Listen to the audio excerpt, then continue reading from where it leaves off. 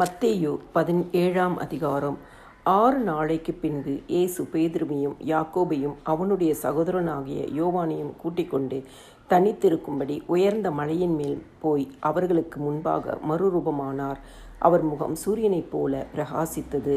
அவர் வஸ்திரம் வெளிச்சத்தைப் போல வெண்மையாயிற்று. அப்பொழுது மோசேயும் எலியாவும் அவரோடு பேசுகிறவர்களாக அவர்களுக்கு காணப்பட்டார்கள். அப்பொழுது பேதுரு இயேசுவை நோக்கி, ஆண்டவரே, நாம் இங்கே இருக்கிறது நல்லது. உமக்கு சுத்தமானால் இங்கே உமக்கு ஒரு கூடாரமும் மோசேக்கு ஒரு கூடாரமும் எலியாவுக்கு ஒரு கூடாரமுமாக 3 கூடாரங்களை போடுவோம் என்றான். அவன் பேசுகையில், இதோ ஒளியுள்ள ஒரு மேகம் அவர்கள் மேல் நிழலிட்டது. இவர் என்னுடைய நேசகுமாரன், இவரில் பிரியமாயிருக்கிறேன், இவருக்கு செவி கொடுங்கள் என்று அந்த மேகத்தில் இருந்து ஒரு சத்தம் உண்டாயிற்று. சீஷர்கள் அதை கேட்டு முகங்கொப்புற விழுந்து மிகவும் பயந்தார்கள். அப்பொழுது இயேசு வந்து அவர்களை தொட்டு, எழுந்திருங்கள், பயப்படாதேயுங்கள் என்றார். அவர்கள் தங்கள் கண்களை ஏறெடுத்து பார்க்கையில் இயேசுவை தவிர வேறு ஒருவரையும் காணவில்லை. அவர்கள் மலையிலிருந்து இறங்குகிற போது இயேசு அவர்களை நோக்கி, மனுஷகுமாரன் மரித்தோரிலிருந்து எழுந்திருக்கும் வரைக்கும் இந்த தரிசனத்தை ஒருவருக்கும் சொல்ல வேண்டாம் என்று கட்டளையிட்டார். அப்பொழுது அவருடைய சீஷர்கள் அவரை நோக்கி, அப்படியானால் எலியா முந்தி வர வேண்டும் என்று வேதபாரகர் சொல்லுகிறார்களே, அது எப்படி என்று கேட்டார்கள். இயேசு அவர்களுக்கு பிரதியுத்தரமாக, எலியா முந்தி வந்து எல்லாவற்றையும் சீர்படுத்துவது மெய்தான். ஆனாலும் எலியா வந்தாயிற்று என்று உங்களுக்கு சொல்லுகிறேன். அவனை அறியாமல் தங்கள் இஷ்டப்படி அவனுக்கு செய்தார்கள். இவ்விதமாய் மனுஷகுமாரனும் அவர்களால் பாடுபடுவார் என்றார்.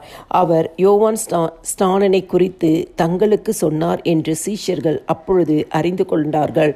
அவர்கள் ஜனங்களிடத்தில் வந்தபோது ஒரு மனுஷன் அவரிடத்தில் வந்து அவர் முன்பாக முழங்கால் படியிட்டு, ஆண்டவரே, என் மகனுக்கு இரங்கும். அவன் சந்திர ரோகியாய் கொடிய வேதனைப்படுகிறான். அடிக்கடி தீயிலும் அடிக்கடி ஜலத்திலும் விழுகிறான். அவனை உம்முடைய சீஷர்களிடத்தில் கொண்டு வந்தேன்.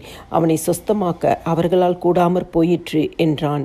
இயேசு பிரதியுத்தரமாக, விசுவாசம் இல்லாத மாறுபாடு உள்ள சந்ததியே, எதுவரைக்கும் நான் உங்களோடு இருப்பேன்? எதுவரைக்கும் உங்களிடத்தில் பொறுமையாய் இருப்பேன்? அவனை என்னிடத்தில் கொண்டு வாருங்கள் என்றார். இயேசு பிசாசை அதட்டினார்.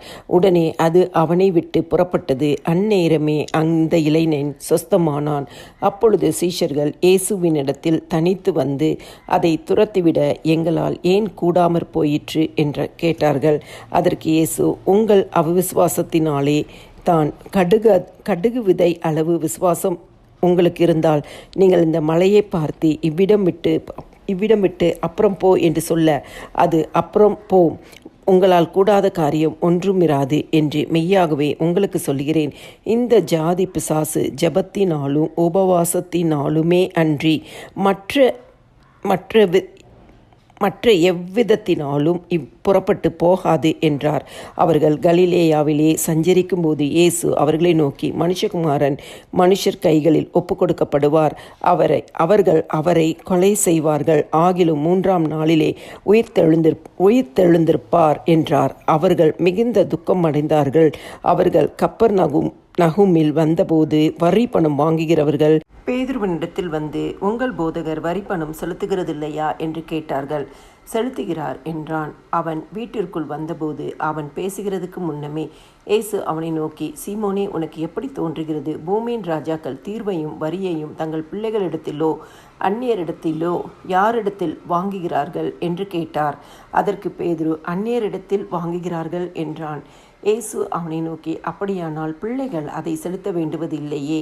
ஆகிலும் நாம் அவர்களுக்கு இடரலாயிராதபடிக்கு நீ கடலுக்கு போய் தூண்டில் போட்டு முதலாவது அகப்படுகிற மீனை பிடித்து அதன் வாயை திறந்து பார். ஒரு வெள்ளி பணத்தை காண்பாய். அதை எடுத்து எனக்காகவும் உனக்காகவும் அவர்களிடத்தில் கொடு என்றார்.